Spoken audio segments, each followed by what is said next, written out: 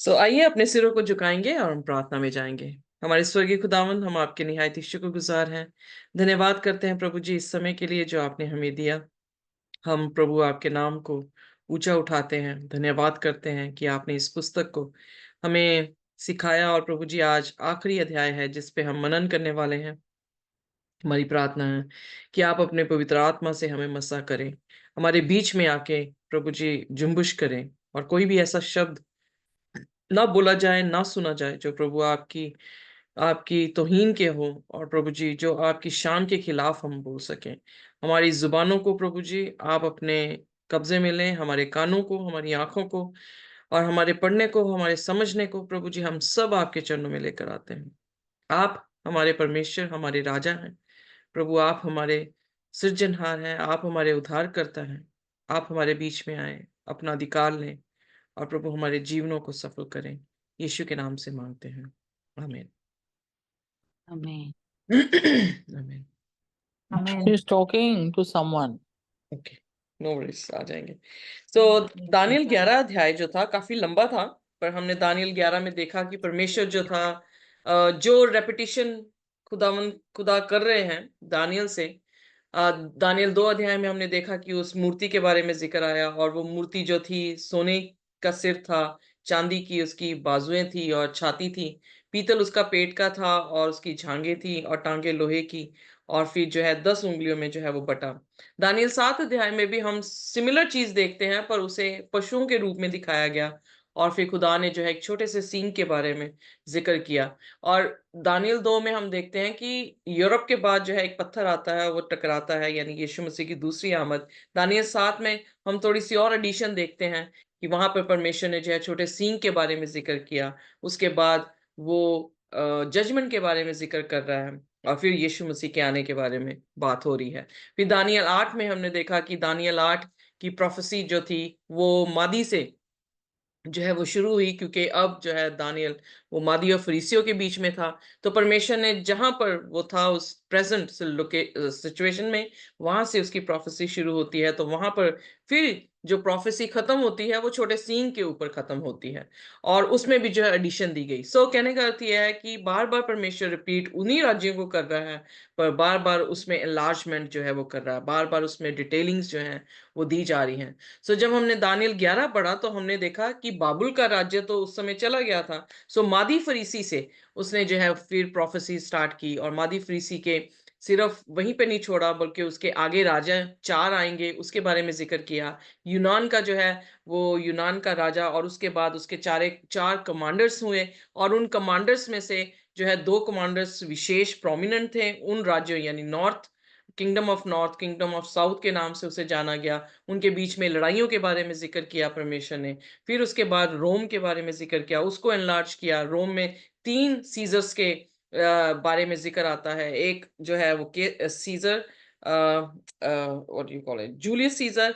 दूसरा Augustus Caesar. तीसरा Tiberius scissor. और उसमें टिब्रस सीजर के दौरान में जब यीशु मसीह बपतिस्मा लेते हैं, 15वां साल था उसका, तो उसके बारे में, यीशु के बारे में जिक्र आता है कि उसे जो है वो मारा गया। फिर उसके बाद खुदा ने उसकी और जो है छोटे सींग के बारे में विशेषता जो बताई, और हमने देखा कि छोटा सींग किस तरह से अंत तक रह रहा है, और यीशु मसीह के आने तक जो है वो रहेगा। आइए देखिए दानियल उसका 12 अध्याय और उसकी पहली आयत। कोई भी जन जो है वो पढ़ सकता है। हिंदी पढ़ना है ना? जी हिंदी पढ़ू ना? जी। उस समय महास्वर्गदूत मिकाएल, जो तेरी कौम का रक्षक दूत है, रक्षा के लिए आएगा। वह संकट का समय होगा। राष्ट्र की उत्पत्ति से लेकर अब तक ऐसा संकट कभी नहीं हुआ, परंतु इसी संकट काल में तेरी कौम का उद्धार भी किया जाएगा। ओके, जिन यहाँ पर लोगों हम ऑलरेडी, जब हमने कल पढ़ा था तो हमने ये पहली 3 आयतें पढ़ी थी, और हमने देखा कि जब खुदा का कलाम, जो सच्चा कलाम है, दुनिया में शोर शोर में जाएगा, तो ये जो किंगडम ऑफ नॉर्थ है वो जो है वो काफी गुस्से में आके जो है वो बहुत सारे लोगों को मारने की डिक्री जो है वो पास करेगी। प्रकाशित वाक्य 13 अध्याय में हमने ऑलरेडी सीख लिया कि वो डिक्री पास की जाएगी, ना खाने को, ना वो बेच सकेंगे, ना वो खरीद सकेंगे। सो उन्हें मार दिया जाएगा, जो उनकी बीस्ट को यानी मार्क ऑफ द बीस्ट और या इमेज ऑफ द बीस्ट को वर्शिप नहीं करेंगे।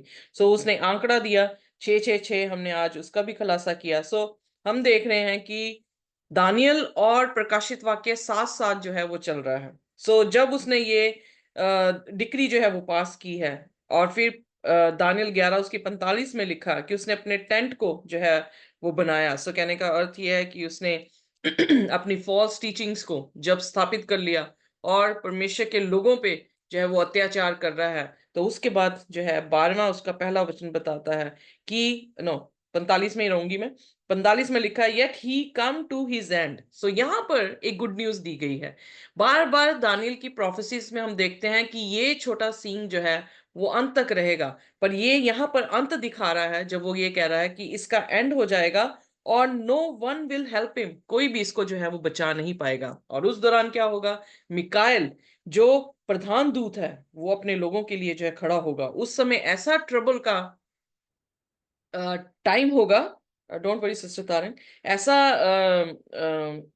ट्रबलस टाइम होगा, क्योंकि उस टाइम परसिक्यूशन जो होगी, और क्योंकि आधे घंटे की खामोशी होगी, स्वर्ग जो है वो खाली होगा, और जो हम प्रार्थनाएं उस समय कर रहे होंगे उसमें हम संघर्ष कर रहे होंगे, क्योंकि प्रार्थनाओं का कोई भी जवाब जो है हमें नहीं मिल रहा होगा। तो वो एक ट्रबलस टाइम है, जिस ट्रबल टाइम में बाइबल में लिखा कि ऐसा कोई भी समय नहीं पहले आया जैसा अब होगा, क्योंकि दूसरे समयों में परमेश्वर हमेशा स्वर्ग के अंदर है, पर इस समय जो है वो क्या होगा, स्वर्ग खाली हो जाएगा। सो स्वर्ग में परमेश्वर जो है वो नहीं होंगे, इसलिए यहाँ पे लिखा कि वो जो समय होगा, people will be having a trouble, जो शुरुआत से ऐसा ट्रबल जो है वो दुनिया में नहीं आया। Are you with me? So 12 की पहला, सिस्टर तारंग आप फिर दोबारा से पढ़ दें, सिस्टर प्रोमिला ने हमारी हेल्प की है, पर हम आपको हाँ जी। रिपीट करवाएंगे। सो हाँ जी। जस्ट रीड इट, और एक एक शब्द पढ़ें, और एक एक शब्द का मैं वहां पे अनुवाद करने वाली हूँ। हाँ जी। अंत का समय। उसी समय मिकाएल नामक बड़ा प्रधान, जो तेरे जाति भाइयों का पक्ष करने को खड़ा रहता है, वह उठेगा। तब ऐसे संकट का समय होगा जैसा किसी जाति के उत्पन्न होने के समय से लेकर अब तक कभी न हुआ न होगा।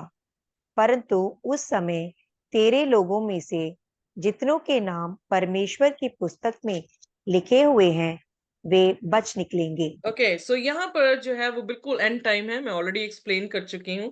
थैंक यू सिस्टर सिमरन, मैं ऑलरेडी एक्सप्लेन कर चुकी हूँ कि मिकाइल यीशु मसीह है। अंत के टाइम में इतना ट्रबलस टाइम होगा, क्योंकि ऑलरेडी हमने प्रकाशित वाक्य में सीख लिया कि यीशु मसीह आधे घंटे के लिए जो है आसमान जो है वो बिल्कुल साइलेंट होगा, क्योंकि प्रभु यीशु मसीह यहाँ आने की जो है वो तैयारी कर रहेंगे। मोस्ट होली प्लेस को वो छोड़ देंगे, जहां पर प्रार्थनाएं जो है हमारी आसमान पे जा रही हैं। सो ऐसा लगेगा कि हमारी प्रार्थनाएं खुदा नहीं सुन रहा, ऐसा लगेगा कि खुदा हमसे जो है वो दूर चला गया है।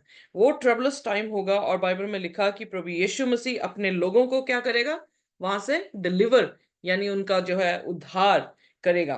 फिर दूसरी आयत में, जो भूमि के नीचे सोए रहेंगे, उनमें से बहुत से लोग जाग उठेंगे। ओके, यहाँ पर कितने तो रेजरेक्शन, सदा।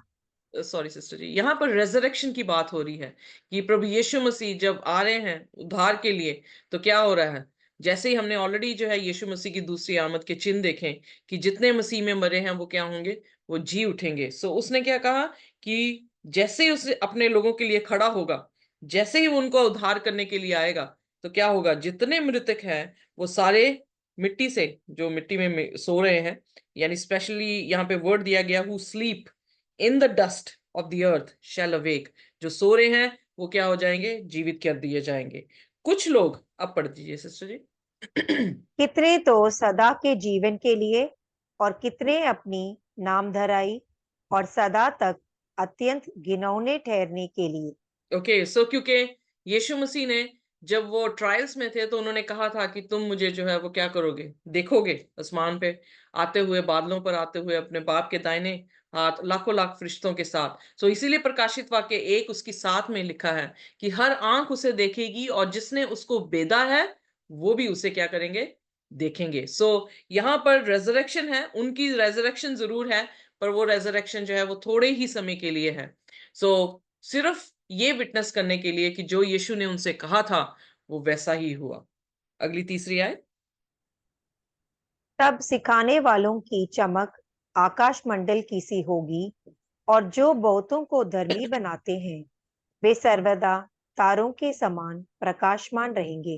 ओके, आमेन। सो फिर उसके बाद जो है तारों के समान आकाशमान रह रहे हैं, या परमेश्वर उन्हें जो है रिवॉर्ड जो है वो दे रहा है। सो इसका मतलब यीशु मसीह का खड़ा होना हमारे लिए उस समय जब डिक्री पास हो जाएगी, जिस समय जो है हमारे पे मौत लागू की जाएगी, जब हम जो है उस ट्रबलस टाइम में से होकर गुजरेंगे, तो प्रभु यीशु मसीह हमारा उद्धार करने के लिए आएगा, और फिर सब जो है मृतक जो है वो जी उठेंगे, और फिर जो धर्मी है उनको क्या कर रहा है, उनको तारों की तरह रख रहा है। इसका मतलब उनको रिवॉर्ड जो है वो दिया जा रहा है। अब चौथी आयत।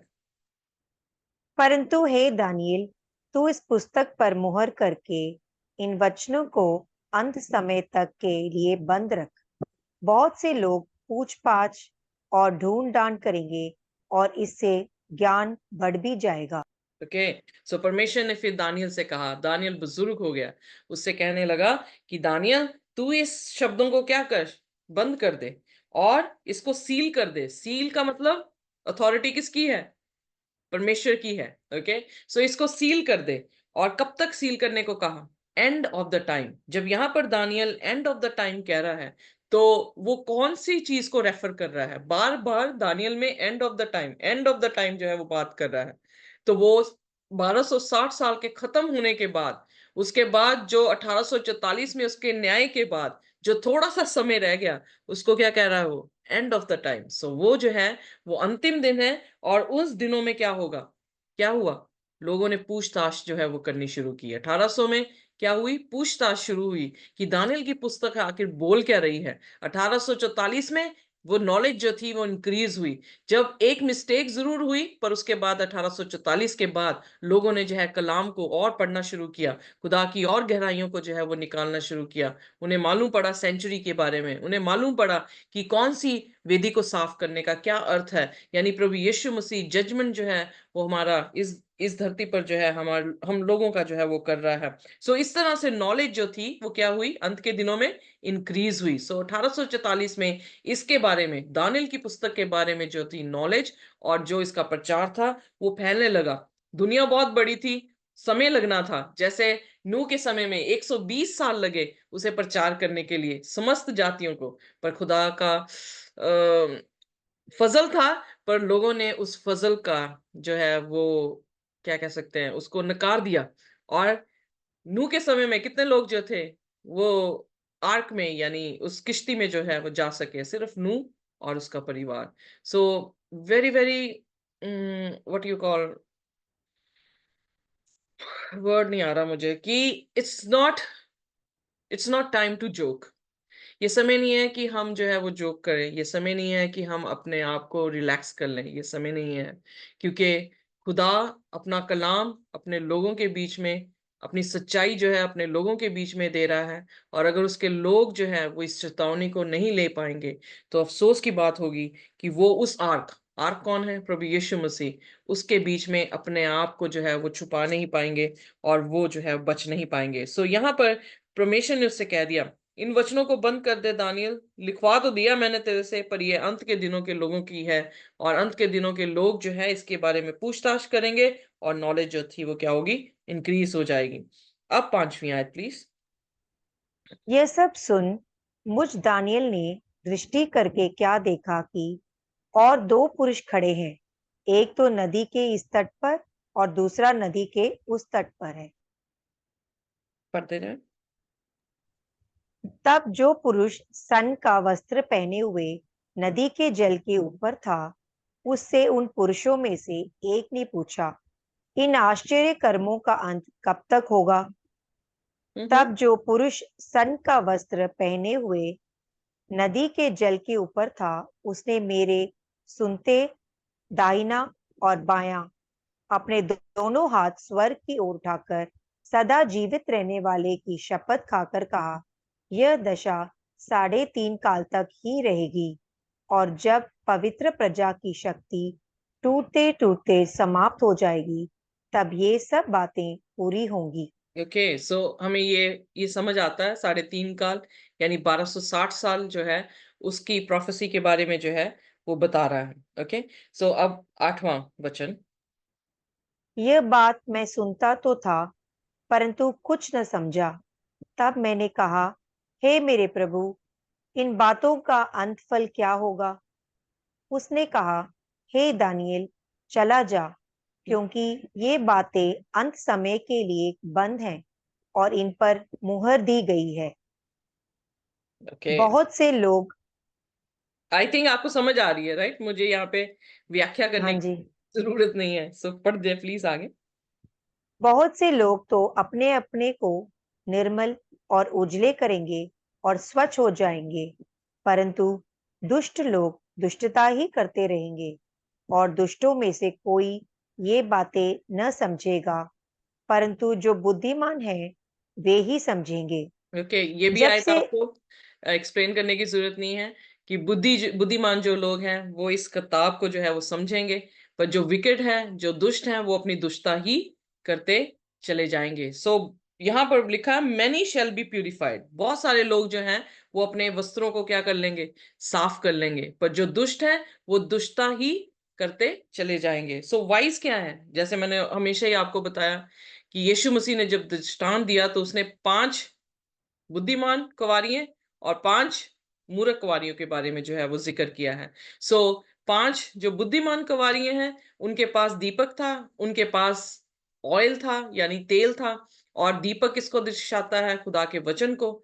और ऑयल किसको दिखाता है? जकरयाह उसके 4 अध्याय में पवित्र आत्मा को जो है वो दिखाता है। सो वो उनके पास ऑयल था और ऑयल ने क्या दिए? ज्योति दी। सो ज्योति जो है उनके लिए, हम सब के लिए जो हम बुद्धिमान हैं उसके लिए खुदा के वचन की वो रोशनी है जो हमारे रास्तों के लिए क्या है? दीपक है। हमारे पाँव के लिए ज्योति जो है वो बनकर चलता है। क्योंकि बाइबल में लिखा 2 तरह के लोग हैं, एक जो सकरे रास्ते पे चलते हैं, दूसरा चौड़े रास्ते पे चलते हैं। चौड़े रास्ते वालों को तो जो है वो किसी दीपक की जरूरत नहीं, क्योंकि वो जो है आराम से चल जाते हैं। पर जो सकरे रास्ते में चलते हैं, कभी आप, मुझे नहीं मालूम आप कभी खेतों में गए हैं कि नहीं गए, पर खेतों में जो है वो छोटी छोटी पंखुड़ियां सी बनी होती हैं, थोड़े थोड़े रास्ते होते हैं, नैरो रास्ते होते हैं। तो अगर बाई चांस मैं थोड़ी शाम ढले वहां पे चले जाऊं तो मुझे गिरने के जो है वो काफी चांसेस होंगे। जो नाला बहता है उसमें, तो शायद मैं उसमें गिर जाऊंगी, या खेतों में जो है मेरा पैर जो है वो फिसल जाएगा। पर अगर मेरे पास रोशनी होगी तो मैं अपने पाँव को जो हूँ बड़े आराम से वॉचफुली जो हूँ उस जगह पे रख सकूंगी। सो यहाँ पर जो है इसीलिए यीशु मसीह ने वो दृष्टांत दिए कि जो बुद्धिमान लोग होंगे वो लोग परमेश्वर के दीपक को, परमेश्वर के वचन को रखेंगे, और उनका और परमेश्वर का आत्मा उनको जो है वो रास्ता दिखाएगा, स्मरण कराएगा कि परमेश्वर ने क्या बातें की हैं, और स्मरण कराएगा कि उन्हें किस तरह से अपने जीवन को जो है वो बिताना है। क्लियर? यस। ओके, अब 11वीं आयत। जब से नित्य होम बलि उठाई जाएगी और वह घिनौनी वस्तु जो उजाड़ करा देती है स्थापित की जाएगी, तब से 1290 दिन बीतेंगे। ओके, सो अब यहाँ पर जो है 1290 जो है वो दिन कहे गए हैं। वेल, ये कुछ ज्यादा नहीं है, क्योंकि अगर ये दानियल की समरी है, अब देखिए दानियल अपनी किताब में समरी जो है वो अपने दे रहा है, तो समरी किसकी देगा? जो बातें उसने की हैं। ओके, सो हमने देखा है कि 1260 साल जो है वो बेसिकली दिखाया गया है बार बार बार बार, दानियल में भी और प्रकाशित वाक्य में भी। पर यहाँ पर 1290 दिन दिखाया गया है। वो सेम ही टाइम पीरियड है, पर यह है कि 538 में जस्टिन जो था उसने लीगली जो है उनको अधिकार दे दिया था लोगों को। इसलिए हम 538 एडी से जो है टाइम को देखते हैं तो वो 1798 में जो है वो खत्म होता है। पर जब ये प्रोसेस शुरू हुआ था, यानी ये बातें जब शुरू हुई थी, तो वो 508 में जो थी वो शुरू हो गई थी, कि उन्होंने जो है इस चीज को बदलना शुरू कर दिया था। पर लीगली जो है 538 में बदला था। तो अगर मैं 508 प्लस कर दूं 1260, तो वो अल्टीमेटली हमें जो है वो 1290 का आंकड़ा जो है वो देता है। आप करना चाहते हैं, आप कर सकते हैं कैलकुलेशन। 508 प्लस 1260 तो बन जाएगा 1290। 90. Okay, clear?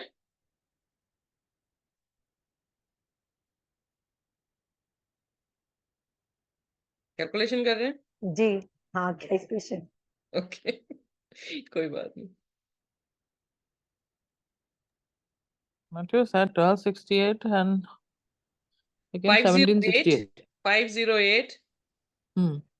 को जो है प्लस 1260 कर दे। हाँ तो 1768.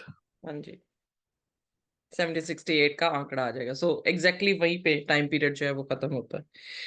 फिर उसके बाद 12वीं आयत। क्या ही धन्य है वह जो धीरज धरकर 1335 दिन के अंत तक भी पहुंचे। ओके, अब सो तू यहाँ पर जाकर 2 मिनट इसी को थोड़ा खुलासा करेंगे। सो यहाँ पे क्या उसने लिखा कि धन्य है वह जो क्या कर रहे हैं, who waits और comes to the 1335 days। अब 508 के प्लस में यही आंकड़ा जो है वो कर दें, 508 प्लस 1335, तो कौन सा साल जो है वो दिखाई देता है?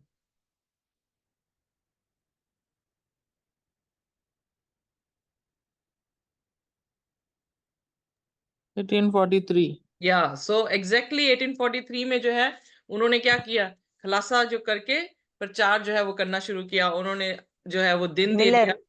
हाँ जी, मिलर ना, हाँ जी, Miller. Miller. Very good, very good. So William Miller पूरा नाम विलियम मिलर है। और उन्होंने जो है प्रचार करना शुरू किया। 1844 का दिन 22 अक्टूबर का उन्होंने दे दिया, इस दिन प्रभु यीशु मसीह जो है वो आएंगे। सो उसने कहा धन्य है वे जो किस दिन के दौरान रह रहे हैं, जब प्रभु यीशु मसीह जजमेंट जो है वो करने पर आता है। सो उस दौरान के लोग जो है वो कलीसिया कौन सी थी? फिलाडेल्फिया की कलीसिया, राइट? याद है कि नहीं याद? यस यस, याद है सिस्टर।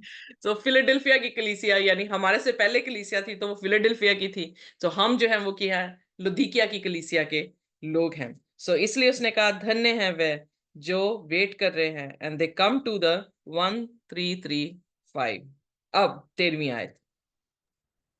अब तू जाकर अंत तक ठहरा रहे और तू विश्राम करता रहेगा, और उन दिनों के अंत में तू अपने निज भाग पर खड़ा होगा। आमीन। सो यहाँ पर खुदा ने दानियल से कहा कि बेटा जा, अब तेरा टाइम है कि तू क्या करे, तू रेस्ट करे। रेस्ट कहाँ पे करनी थी उसने? बिस्तर पे? किस रेस्ट की बात कर रहा है? मतलब In उसकी the मृत्यु, grave. या मृत्यु की बात कर रहे हैं। क्योंकि कह रहा कि अंत के दिनों में मैं क्या करूंगा, तेरे निज भाग पे तुझे खड़ा कर दूंगा। I will resurrect you, go and sleep in the grave. आमीन, आमीन। आमीन। सो दानियल की पुस्तक फिनिश हुई। खुदा का शुक्र है, अब रात को जागना नहीं पड़ेगा आपको। आइए अपने सिरों को झुकाएंगे और हम प्रार्थना करें। कोई भी जन जो है वो प्रार्थना कर सकता है।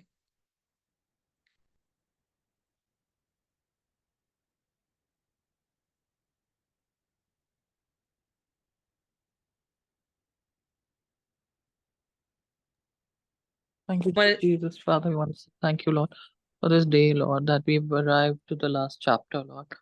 Father, for teaching us, Lord, how to follow the word and to know, Lord, of your coming, Lord. And as we prepare, Lord, and to take seriously, Lord, everything, Lord, whatever we've learned, and to stay close to you, Lord. Father, like the 5 virgins who were ready. Father, for all of us, Lord, let us be able to do that, Lord.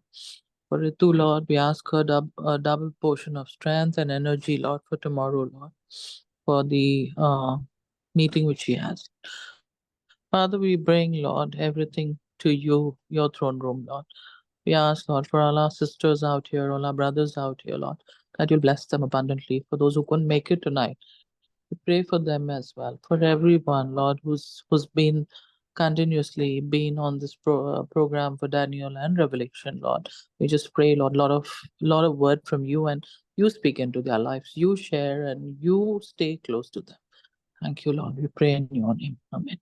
Amen. Amen. Thank you very much. Amen. God bless you. मैं आपका ज्यादा समय आमीन। ना लेते हुए, अगर आपके पास कोई प्रश्न है तो आप पूछ सकते हैं।